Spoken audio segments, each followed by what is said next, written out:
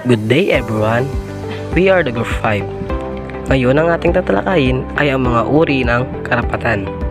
So bago tayo dumayo sa ating tatalakayin, alamin muna natin ano ang karapatan.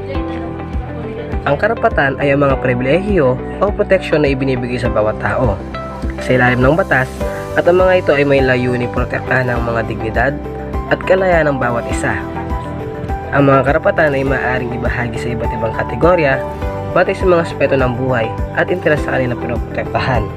So ngayon, alamin naman natin kung ano mga uri ng karapatan na nakabatay sa iba't ibang pinagmulan o batas. Natural.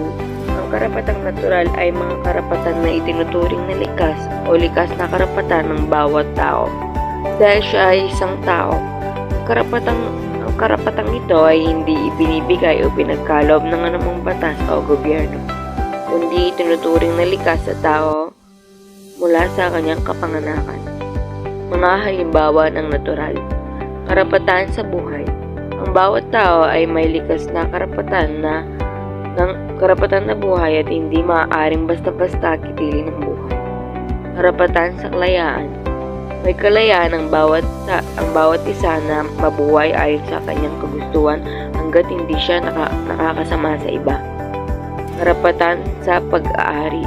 Property rights. May karapatan ng isang tao na magkaroon ng ari-arian at gamitin ito ng ayon sa kanyang kagustuhan.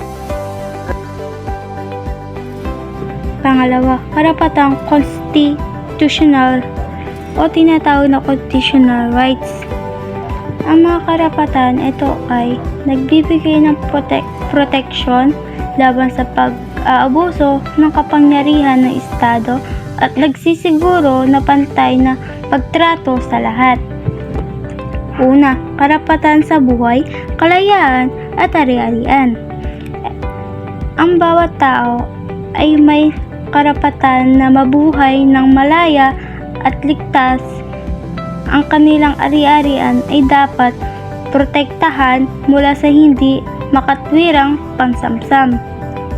Pangalawa, karapatan sa malayang pagpapahayag. Ito ay isang mahalagang konsepto na nagpapahintulot sa mga tao na mag-isip, magsalita at kumilos ng malaya. Karapatan sa tamang proseso ng batas. Ang batas ay isang mahalagang bahagi ng gramatika at ginagamit upang linawin ang kahulugan ng isang pangungusap. Karapatang statutory o statutory rights. Mga karapatang statutory ay mga karapatan na ibinibigay o ipinagkakaloob ng mga batas na ipinapatupad ng lehislatura, mga kongregista o mambabatas.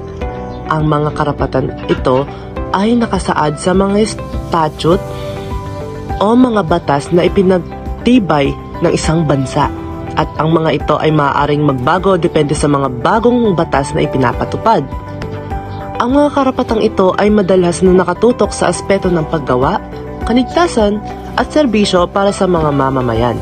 Ibig sabihin, ang mga ito ay umiiral dahil sa mga batas na ipinasa ng lehislatura, mga kongregista o senador, at maaaring magbago kung may bagong batas na ipinapatupad. Mga halimbawa ng karapatang statutory. Una ay karapatang pampagawa. Ito ang karapatan ng mga manggagawa na nakasaad sa Labor Code of the Philippines, tulad ng minimum wage. May tiyak na pinakamababang sahod na dapat matanggap ng manggagawa. Leave benefits. Kasama rito ang sick leave, maternity leave at paternity leave na pinagkaloob sa ilalim ng batas. Mga halimbawa ng karapatang statutory. Karapatang pampagawa. Ito ang karapatan ng mga manggagawa na nakasaad sa Labor Code of the Philippines tulad ng minimum wage, leave benefits at separation pay. Number 2 is karapatang pangkalusugan.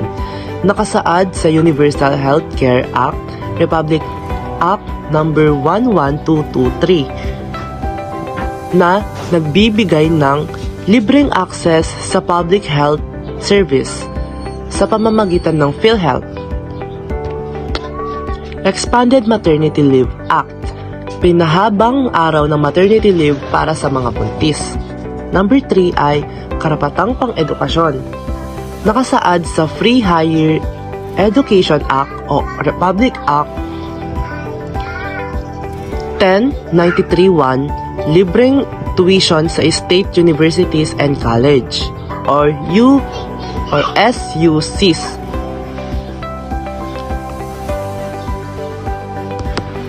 Bakit mahalaga ang karapatang statutory?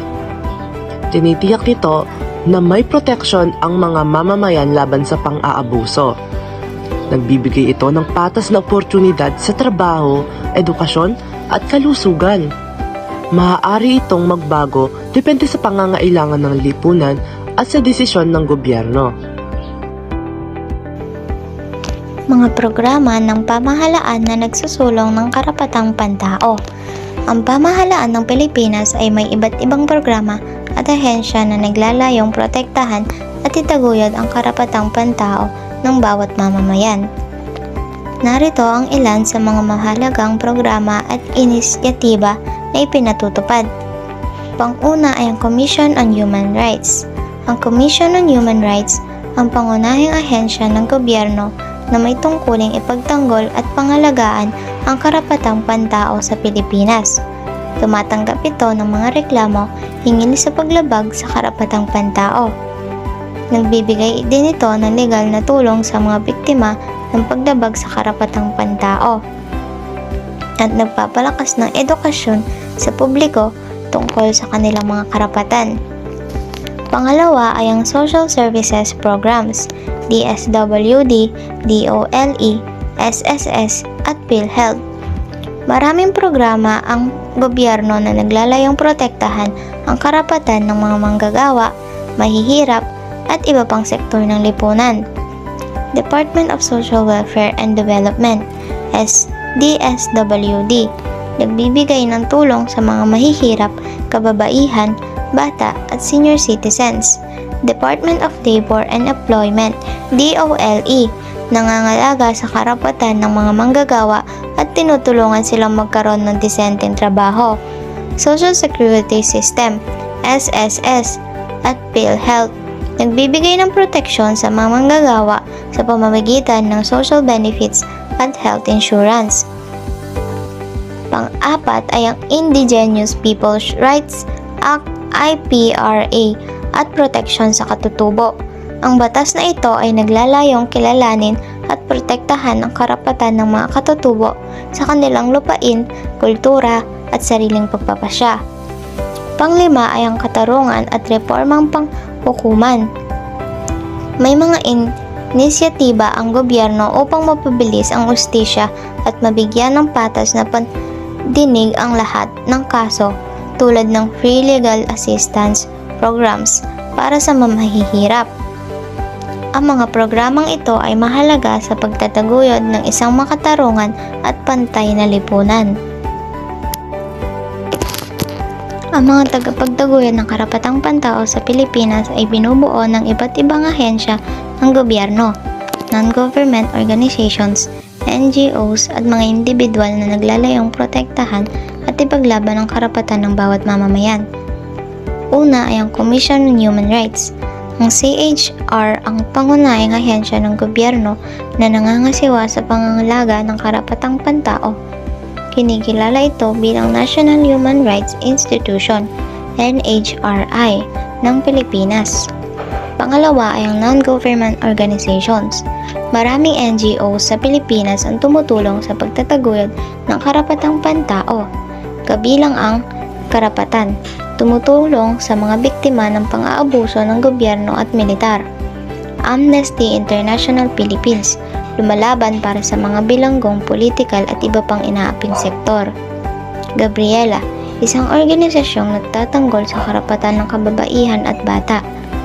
Pangatlo ay ang simbahan at media. Ang simbahang Katoliko at iba pang relihiyosong grupo ay madalas na sumusuporta sa mga kampanya laban sa pang-aabuso at kahirapan. Ang pagtataguyod ng karapatang pantao ay hindi lamang responsibilidad ng pamahalaan kundi pati ng NGOs, simbahan at mamamayan. mga non-government organization or NGO na nagtataguyod ng mga karapatang pantao ng mga Filipino.